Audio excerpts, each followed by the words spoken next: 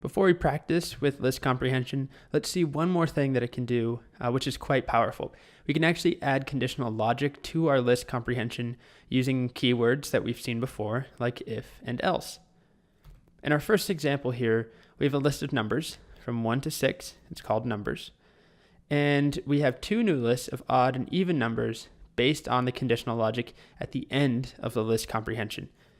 So that's right here and right here. So we're just saying take every num, add it to a new list for each num in numbers if that num is divisible by 2, meaning it's even, a num mod 2 is equal to 0, or in this example, num mod 2 is not equal to 0. So important to know the if keyword needs to come at the end after the name of the list, or whatever we are iterating through, a string or a range. If you're using an else keyword, things look a little bit different. This might look confusing, kind of is, and it just takes a bit of practice to get used to. So you might be wondering, how exactly do you possibly remember all of this? Well, I kind of forget the syntax a lot, especially when we add the else in, and I look it up when I need to, to build the slide, or if I'm using it in code somewhere. It's not too bad to just go find it online. There's so many posts on Stack Overflow or tutorials about it. So I would just recommend that you be willing to look things up and don't feel like you have to just commit everything to memory immediately, because then you'll just get too hung up on the syntax and not the conceptual stuff behind it. Okay, with that little diatribe over, let's look at this example and try and walk through it. So there's a start of a list comprehension here, but then we have an if, and then an else, and then for num in numbers. So the syntax is definitely different. But what this will do is it will take even numbers and multiply them by 2 if they're even. And otherwise, the only other situation is that they're odd, it will divide them by 2.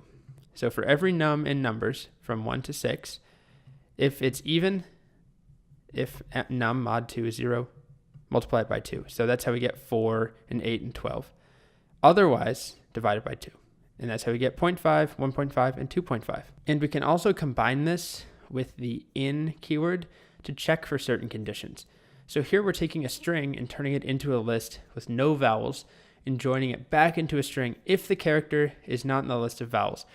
So here we have, this is so much fun, ! With vowels. That's the name of the variable. And then we're using join, which we saw earlier. We're doing char for char, so for each character in with vowels. If the character is not in A, E, I, O, or U, then we will join it together into the string. So it will take each item in this list. This is going to generate a list, and then it joins them together. So it might help to walk through this example. I'll make some space here. So remember how just join works on its own.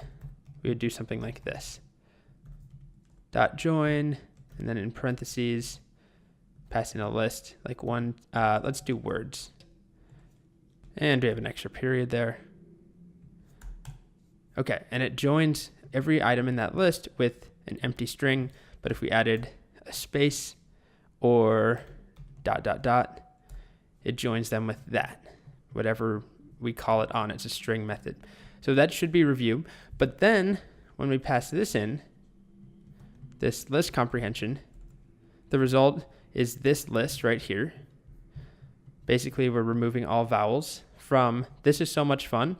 So for each character in that this is so much fun string, if the character is not in A, E, I, O, U, then we'll add it to the list. So we end up with this list where there's no vowels. And then we join that together using an empty string. And that's how we get this, something like that. All right, there's a lot to list comprehension. I know it might be overwhelming. So we have some practice after this video. Get some practice, get some experience with them. If you have questions lingering on any of the examples, I recommend you try running them yourself and tweaking them and see what happens. It's easier to walk through and try and piece together how things work. So as I mentioned, not to freak you out too much, but try and get comfortable with the syntax. You don't have to memorize everything. You don't have to be able to do a list comprehension with an if and an else condition right away. But when we do push on, we get to things like dictionaries. We'll be using their own kind of comprehension.